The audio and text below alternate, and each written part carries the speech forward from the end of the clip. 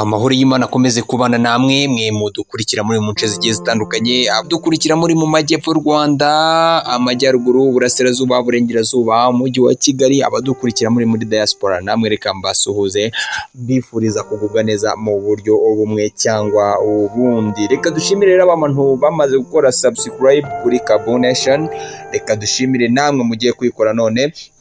Now inkuru iri gutrendinga ku mbuga nkoranyambaga niyo nanjye nje kubereka cyangwa se mbazanira aka kanya mbabwira muri uyu mugoroba. Ibintu bidasanzwe rero kuri uyu wa 21 ukwezi kwa kabiri cyangwa se kwa Gashyantare 2022, ni inkuru idasanzwe cyane, ni inkuru trendinga cyane, ni inkuru ivuga ko ibidasanzwe rwose muri Afrika, ibidasanzwe muri aka gace kacu, aho muri DRC, muri Repubulika Iharanira Demokarasi ya Kongo, inama y'abapfumu ndetse n'abarozi yateranye. Iyi nama rero ikaba yateranye rwose kuri uyu munsi. Reka iyi nkuru TV muzingo, hanyuma mwiyumvire ibintu byabaye muri DRC. Kimwe mu bintu bidakunze kuvugwaho rumwe no kugaragazwa n'ababikora ni amarozi, mu buryo hari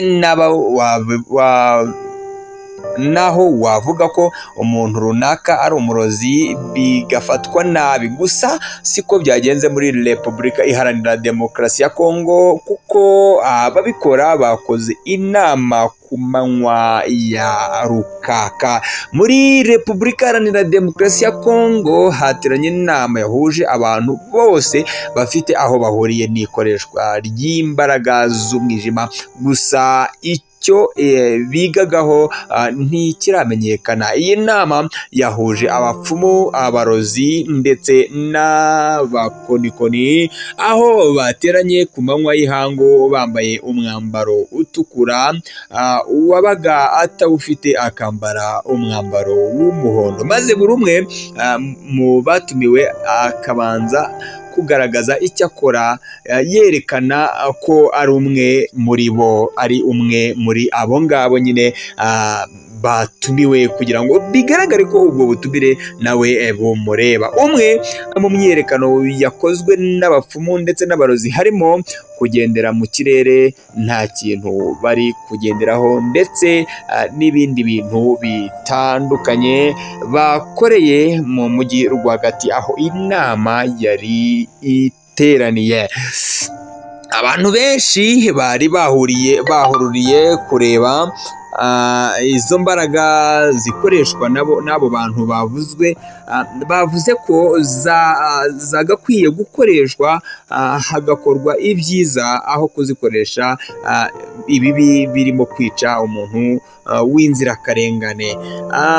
Gusa nanone hibazwa impamvu usanga aba bantu ari abakene kandi bafite imbaraga zidasanzwe, ndetse ugasanga baba ahantu hadashimishije nk'uko bamwe mu baje kwihera ijisho imyiyereko yabo babivuzeho.